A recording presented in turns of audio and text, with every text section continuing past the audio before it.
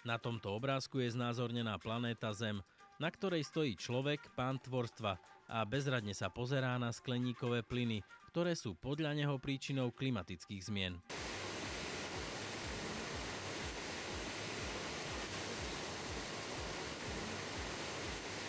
Zrak by však mal obrátiť k Zemi, na ktorej stojí. Každý deň ju zhutňuje a odvodňuje viac a viac.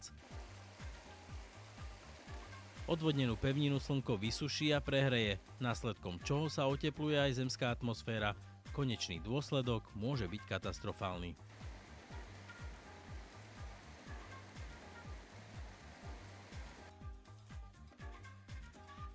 Zhutnené plochy sa veľkou mierou podieľajú na klimatických zmenách.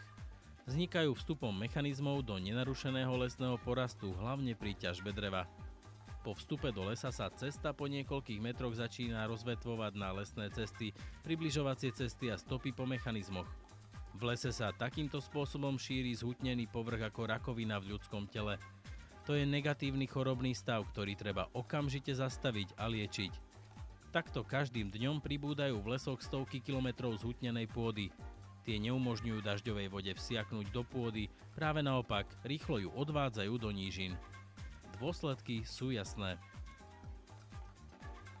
Odvodňovanie svahov a následné záplavy, vysychanie potokov, riek a znižovanie hladiny spodných vôd, prehrievanie pevniny pre nedostatok vody, čo má za následok oteplovanie atmosféry. Už niekoľko rokov monitorujem stav karpatských lesov na Ukrajine a na Slovensku. 2 roky navštevujem každé miesto na Slovensku, ktoré postihli povodne či zosuvy pôdy. Prešiel som aj časť poľských lesov a Jizerské hory v Českej republike, ktoré v roku 2010 zažili veľké záplavy. Z dokumentárnych filmov o ťažbe dreva v rumunských lesoch, v Karpatoch a v brazílskych pralesoch jednoznačne vyplýva, že sa s lesnou pôdou nemá známe.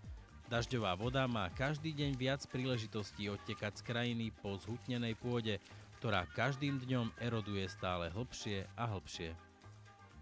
Toto sú zábery z hôr, z ktorých bolo vytopené mesto Janov v Taliansku v novembri v roku 2011. I tu som sa osobne presvedčil, že to bola opäť zhutnená pôda na svahoch, ktorá umožnila rýchly odtok dažďových vôd do mesta nížiny.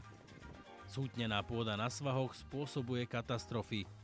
Ak dokážeme regulovať emisie, priemyselnú výrobu či obrovské rieky, dokážeme regulovať aj doteraz nekontrolovaný rast lesných ciest a zhutnených povrchov na Zemi.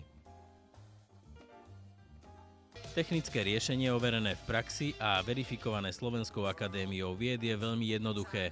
Narušovaním zhutnenej pôdy zhora nadol, priečne proti svahu, zabezpečíme, aby každá kvapka ostala tam, kde spadla. Postupne prenikala do pôdy ku koreňom rastlín a naplňala pramene potokov riek a studní. Je to jediný spôsob, ako zvýšiť hladiny spodných vôd. Nevyhnutne potrebujeme legislatívu, ktorá stanoví povinnosť odstrániť zhutnené povrchy po skončení ich používania. Zároveň potrebujeme aj kontrolné mechanizmy, ktoré donútia užívateľov lesa pravidlá dodržiavať. Bez kontrolného mechanizmu je akýkoľvek zákon bez zuby. Napríklad na Slovensku existuje zákon určujúci povinnosť odstrániť približovacie lesné cesty po ich použití, ale neexistuje kontrolný mechanizmus, ktorý by dokázal prinútiť užívateľov povinnosť dodržať. V novembri roku 2011 na pôde Európskeho parlamentu v Bruseli i tu na 6. svetovom fóre o vodnej problematike v Marseille žiadam o pomoc pri ochrane vody a pôdy. Hľadám ľudí, ktorí sú pri tvorbe legislatívy, noriem, záväzných predpisov a záväzkov. Toto nie je problém, ktorý dokáže vyriešiť iba jedna krajina. Musíme zomknúť sily, len spoločným postupom dosiahneme pozitívne riešenie nielen na európskej, ale i na celosvetovej úrovni. Jedine záväzné opatrenia na najvyššej úrovni, zavádzajúce povinnú rekultiváciu zhutnenej, nevyužívanej pôdy a funkčný kontrolný mechanizmus dokážu zvrátiť tento stav. Som plne pripravený spolupracovať so všetkými aktérmi, ktorí dokážu prispieť k realizácii tohto cieľa.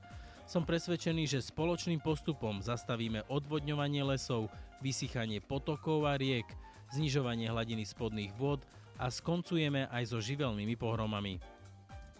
Apelujem preto na vás, pomôžte zachytiť dažďovú kvapku tam, kde spadne a dajme planéte dostatok blahodárnej vlahy. Začnime konať tam, kde je to najpotrebnejšie. V lesoch.